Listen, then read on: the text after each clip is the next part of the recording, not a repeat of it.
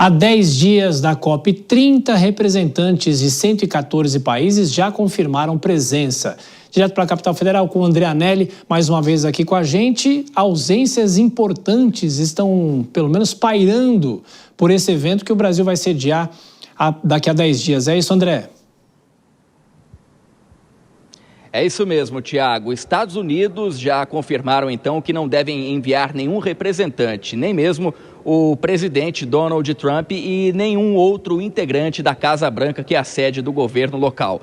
O presidente Lula insistiu para que Trump comparecesse, fez esse convite, reforçou, inclusive, durante aquela reunião bilateral ocorrida na Malásia na semana passada, paralelamente à cúpula dos países do Sudeste Asiático, mas não adiantou, esbarrando justamente, então, na questão ideológica, já que Trump insiste em questionar o aquecimento global, as mudanças climáticas, apesar de todas as evidências. Nesse mesmo sentido, Javier Milei, presidente da Argentina, também não deve comparecer e nem mesmo nenhum outro integrante da Casa Rosada, que é, então, a sede do governo argentino, por questões muito semelhantes, também ligadas à ideologia. Apesar de todas essas ausências, a ministra do Meio Ambiente, Marina Silva, garante que, com as demais autoridades que devem fazer parte desse encontro, ao todo, então, 57 chefes de Estado e de governo, representando 143 países já confirmados,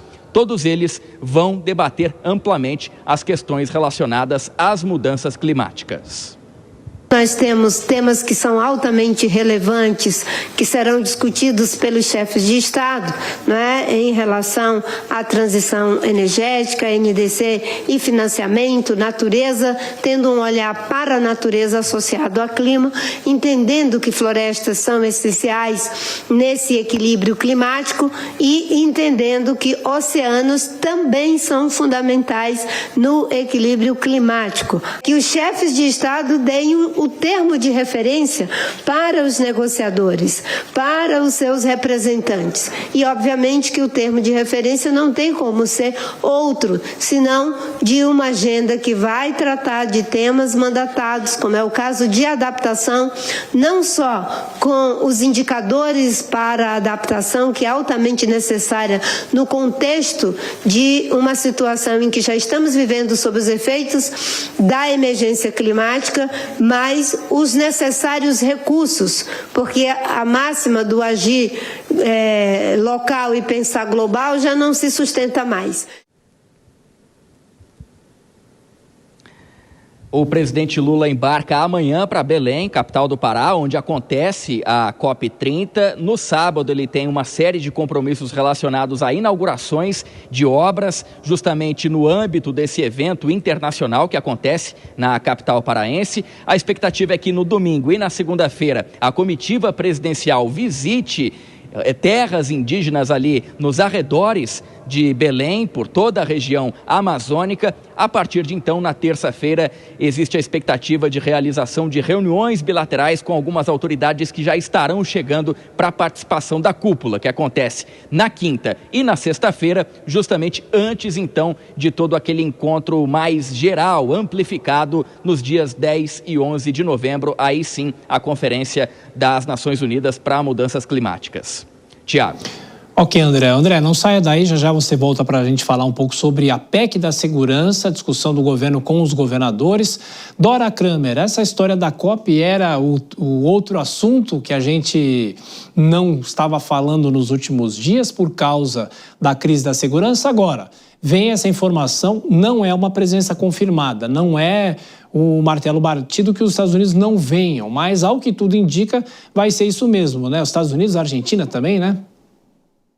Olha, os Estados Unidos já haviam anunciado, para mim seria surpresa se viesse, eu até pensei que viesse algum tipo de equipe, algum tipo de comitiva, pelo que o André nos traz, não vem, porque lá no primeiro mandato, o Trump já anunciou que ia retirar os Estados Unidos iam sair do Acordo de Paris, agora ele reiterou nesse segundo mandato que o Acordo de Paris é um tratado internacional pelo qual os países signatários se comprometem a reduzir o aquecimento global. Como ele não acredita que haja aquecimento global, então não faz sentido, e ele discorda inteiramente dessa discussão de questões climáticas, acha que não existe, e é por isso que não vem. A Argentina, talvez por uma questão, não me lembro qual é nessa questão, nesse ponto,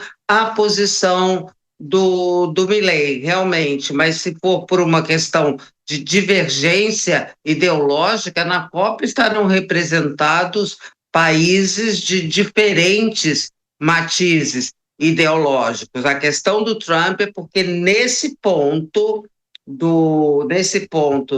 da questão climática, ele discorda da quase totalidade, para não dizer da totalidade, do mundo. E esse não era o assunto, você lembrou bem, esse pode ser um assunto, mas não é. É um outro que vem mais adiante. Então, o assunto fica que a aqui gente deixou de lado. Fica o suspense por aqui. Agora, Vilela, a ausência dos Estados Unidos, por mais que eles discordem de absolutamente tudo, e aí talvez a COP, essa é uma discussão que vai ser feita, claro, ao longo da semana que vem e da outra, que é quando efetivamente começa o encontro em Belém. Se a ausência americana interfere eventualmente no que os países decidirem e o avanço, no caso da questão ambiental. Olha, Thiago, nos últimos anos é difícil ter uma reunião de grande porte que não tenha algum tipo de ausência. Então, nesse sentido, eu vejo que esse ponto, essa ausência envolvendo os Estados Unidos, especialmente, ela poderá, claro, repercutir, seria importante o governo americano, sem sombra de dúvida, contribuiria demais com o debate, com as discussões, mas eu vejo que no contexto que se tem hoje, e sabidamente todos tendo conhecimento quanto ao posicionamento oficial do presidente americano, do governo dos Estados Unidos, eu vejo que isso não vai mudar em relação ao sucesso ou não da COP30. De uma forma geral, eu vejo que a COP30 ela não será um evento bem sucedido. Talvez tenha falhado, seja na questão da localização, das questões estruturais que aí envolviam, seja a própria dificuldade de se construir uma pauta efetiva. Talvez o próprio Estado brasileiro devesse, ao invés de ficar palpitando em conflitos por diversas partes do mundo, deveria ter olhado com mais cuidado, tentado construir uma pauta, uma feição mais clara para esse encontro. Agora, eu vejo que essa questão da ausência americana, especialmente, não é o motivo. O motivo ele é muito mais a dificuldade de se construir uma agenda.